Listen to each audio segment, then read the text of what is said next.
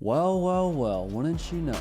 Ohio State, Michigan, yet again looking like it is going to be for all the marbles. They are currently, yet again, on a collision course. High stakes, a lot on the line. Rivalry will have more juice than I think it's had, I don't know about ever, because this is a long rivalry, but I mean, this is probably the most juice it'll have in the modern era by nature of other storylines surrounding it. Let's break it down, take a quick peek ahead to this one. We're not making a prediction, but just kind of giving you a little bit of an unpacking by nature of how things look right now for both teams. First things first, though, Ohio State fans, Michigan fans, both y'all make sure you're dialed in. We're talking a lot about this game leading up to it. Heck, this game is a few weeks away at this point in time, and we're talking about it right now, so make sure you're subscribed.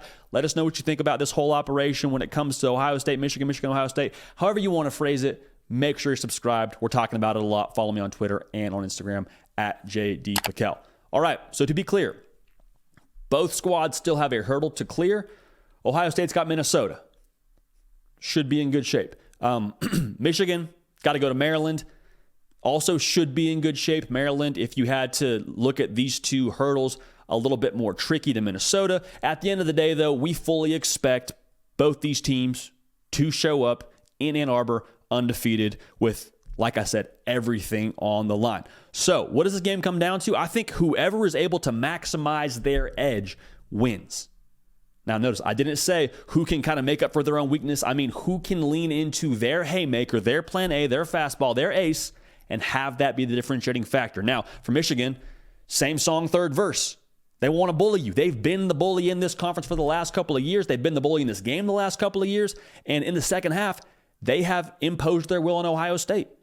Now, if they can do that for the third year in a row, like we're going to see the third kind of game in a row that we've seen the last couple of years. Like, this is pretty cut and dry. Ohio State is playing a better brand of football in that front seven, but if they don't match up better with Michigan in this game, if they don't bring it, especially in that second half, and they're not able to hold that weight on their back, like it's gonna be the same song, third verse, like I led that whole topic with, honestly. Now, if they can kind of create some run stoppage and force Michigan to sort of recalibrate a little bit, well, then it goes back to the Ohio State playmakers to be able to put pressure on Michigan to then try and alter their game plan to potentially even chase Ohio State with points. Now, that would be intriguing. Would be very, very intriguing. Now, the question for Michigan and the fastball for Ohio State is Marvin Harrison Jr. The majority of this task will fall on Will Johnson, who does a great job playing corner for Michigan, one of the quieter corners, best nationally in the country, in my opinion. But Ohio State's going to feed Marvin Harrison Jr. Like, similar to the Penn State game for Ohio State, we will not finish that Saturday and say, man, if only Ohio State had tried to get the ball to Marvin Harrison Jr. more. They're going to get the ball to 18. All right, let's be very, very clear about that. And so how Michigan's able to handle that is going to dictate what they have to do offensively. Like, if you can try and manage Marvin Harrison Jr., and heck, I'll even go so far as to say if you double cover him and maybe even neutralize Marvin Harrison Jr., give him a pedestrian day at the office, you're in business. At that point, you're cooking, because then you force Kyle McCord to go away from his comfort zone, his number one target, the best player on their offense, and you got to find a way to beat Michigan another way. To be more transparent, I think you have to then run the football, and that plays exactly into what Michigan wants to do. Now, if Marvin Harrison Jr. just takes over the game, we'll see what we saw against Penn State, where it's kind of back and forth. You see a pretty even roster, but Marvin Harrison Jr. is just an avenger, and that's pretty much how this game goes. He takes over, has over 100 yards receiving, couple of touchdowns, game blouses. Like, that could be how Ohio State wins the game.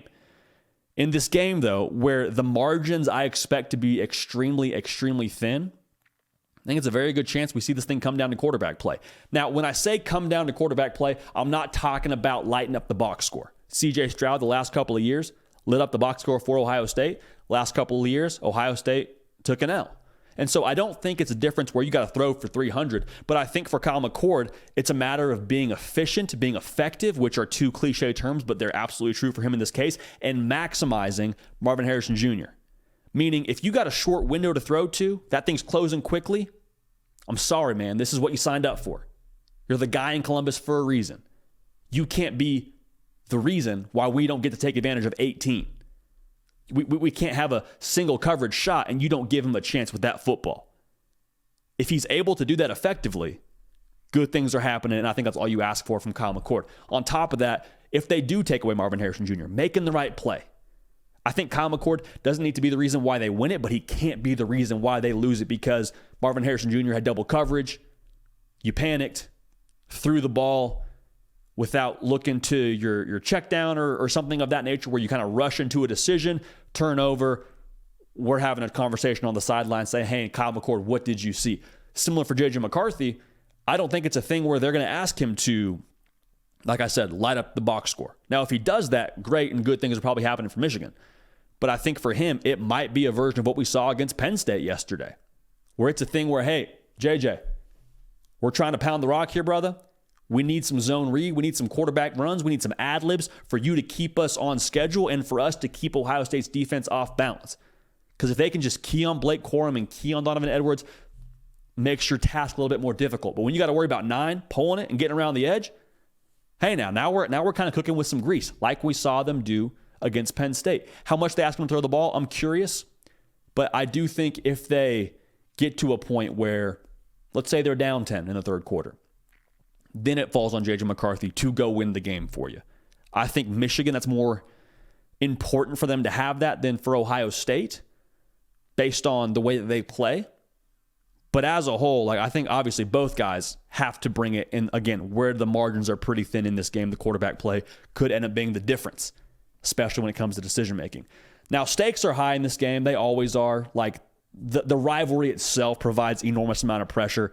But for Ryan Day, if he loses this game for the third year in a row, the conversation is going to be, well, hey, what's it going to take?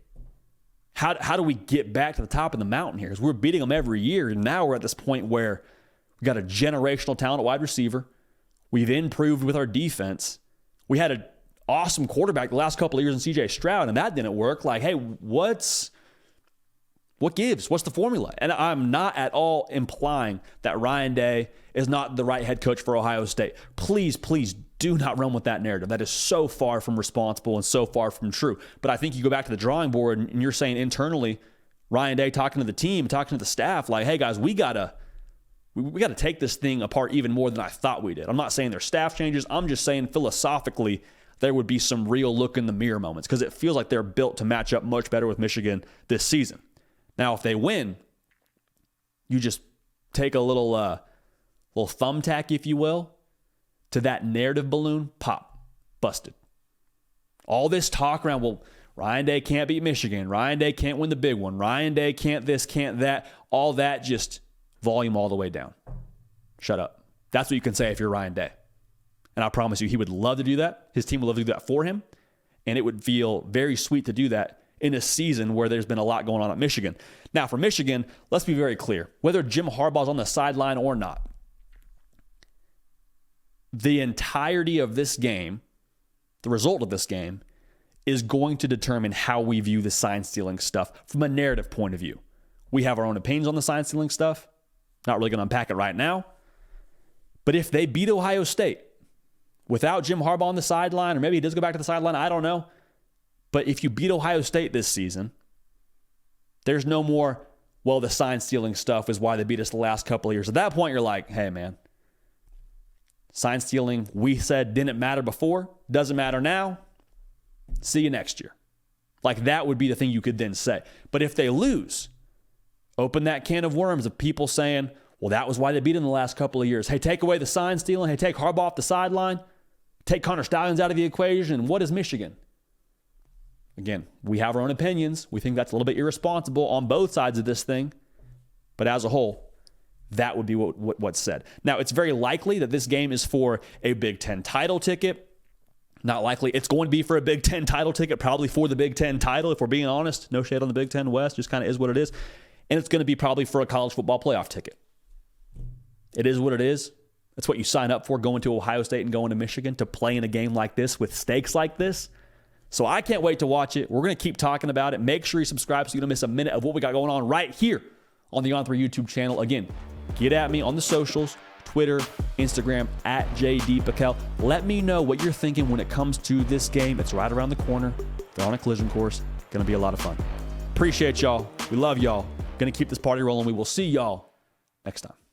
Hey y'all, thanks so much for watching. Subscribe to the channel here to make sure you don't miss an episode of The Hard Count. Also be sure to check out other videos on the On3 YouTube channel.